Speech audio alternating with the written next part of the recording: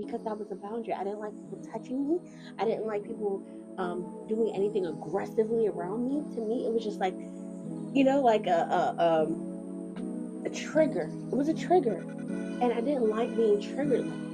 And especially not in the workplace. I'm trying to get my money. I'm not trying to be here dealing with you and your triggering spirit. Okay, relax. Okay, let's get to this bag.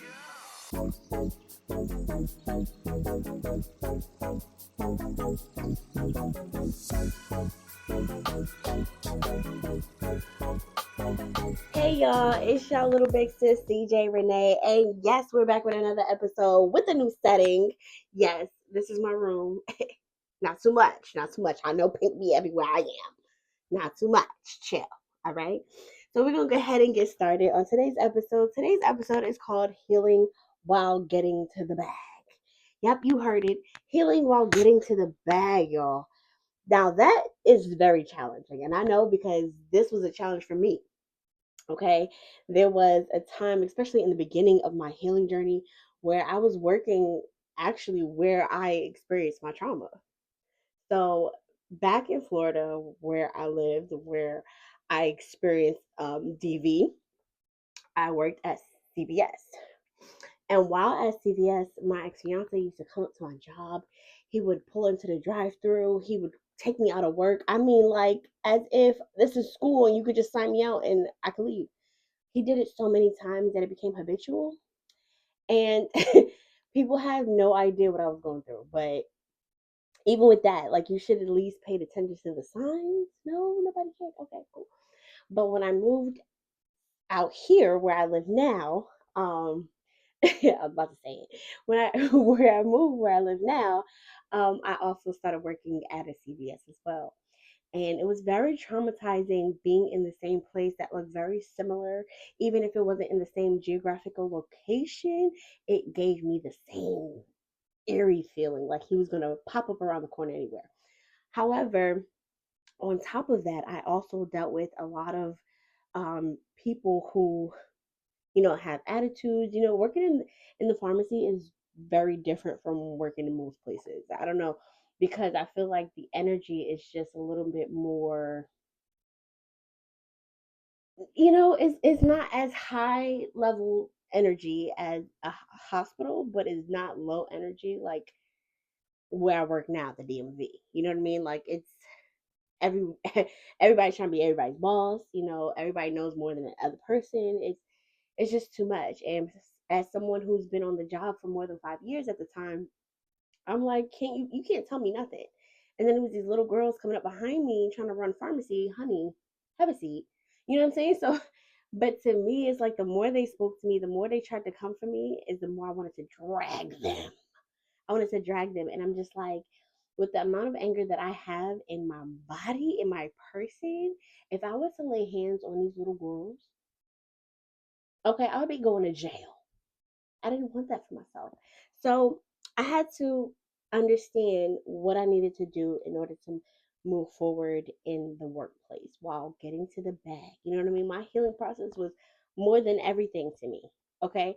So I had to be conscientious of that and try to make moves towards that. So I quit the job. I quit the job, which I believe that because I'm like, I can't do this. I'm going to end up hurting one of them little girls. Um, However, just because I quit there and I didn't have to face it there, didn't mean it wasn't gonna pop up somewhere else. So eventually, yes, I ran into that type of energy again. And I remember, so basically the setting was another pharmacy, but it was more docile, like the DMV. Um, and I'm sitting there, and one of the pharmacists was on the phone, and she starts hitting the back of my chair, and I'm like, "Is Shorty all right?" So I got up, I walked away. I called my sister. My sister said, "Chrissy, y'all know me as CJ Renee. Chrissy, you need to handle it. You need to speak up for yourself. You can't keep allowing things like this to happen. You gotta speak up for yourself. Be vocal." And I was just like, "Ooh, okay." So I went in there and I told her, "Excuse me, hi." I was like, "You hit the back of my chair. I didn't really appreciate that." She goes, yeah, because you were talking too loud." I say, "Well, I understand that. But if you wanted to quiet me down, all you had to do was say that. I would have been quiet for you." She goes, But I was on the phone. I said, okay, well then write it down, make a note. You want me to write it down? That is ridiculous. And I was like, yeah, write it down. I'm not doing it. Blah, blah, blah. I said, okay, well listen, all due respect, I didn't appreciate that you hit me my chair. I'm an adult. You can speak to me like an adult. I'm not a child. I'm not afraid of you. And I feel like you just handled it incorrectly. And if you want me to respect you the way I'm trying to, you want respect, then you need to be able to respect me the way I want respect. And I left it at that. I walked away with my head held high because I got my point across very clearly. I didn't have to lay hands on her, and I spoke up for myself. But because that was a boundary, I didn't like people touching me. I didn't like people doing anything aggressively around me. To me, it was just like like a trigger. It was a trigger, and I didn't like being triggered like that. And especially not in the workplace. I'm trying to get my money. I'm not trying to be here dealing with you and your triggering spirit. Okay, relax. Okay, let's get to this bag. And I mean, she was upset, but I was good. The point is, there's going to be times at the workplace, in the work environment, where your healing has to be first and foremost. Okay.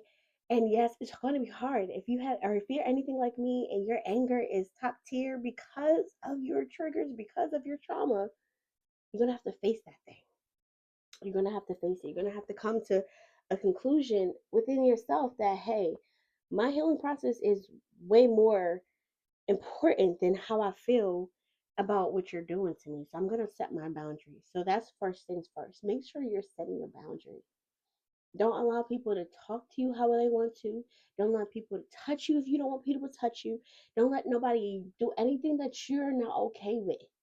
Speak up for yourself because that's how you heal properly, not just within your healing journey, not just with your people that you know at home or within your friendships, within your relationships, but also in the work environment. How you healing and working and getting to this bag, but you suffering in silence?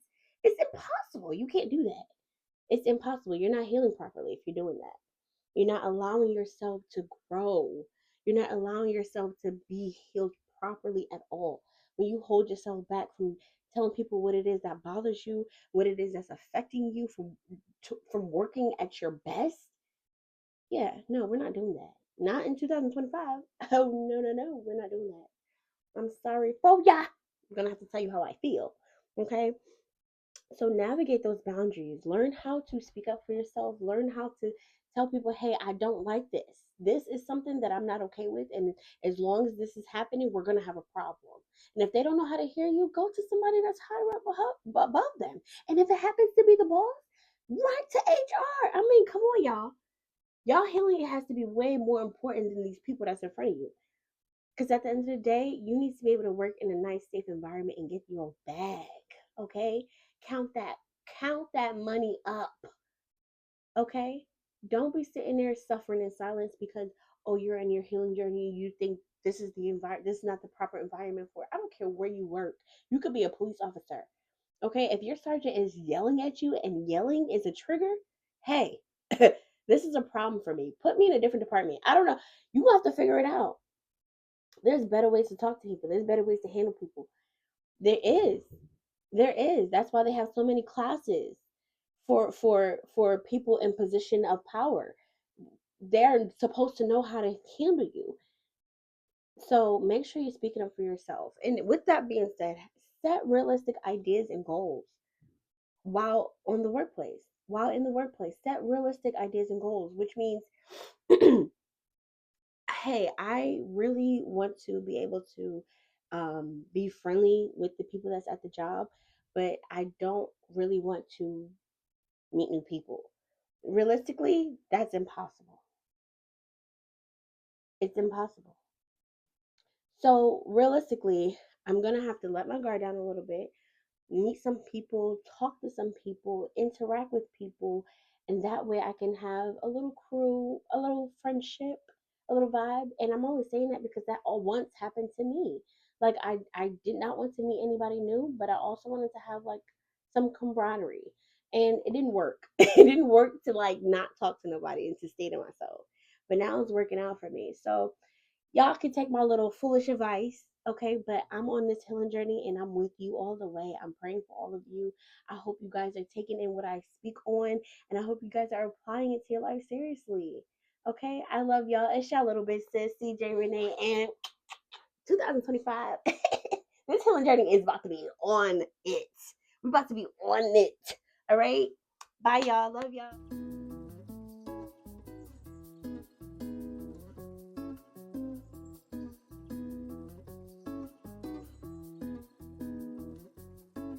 To ensure you don't miss an episode of 31 and Thriving, go ahead and hit that subscribe button.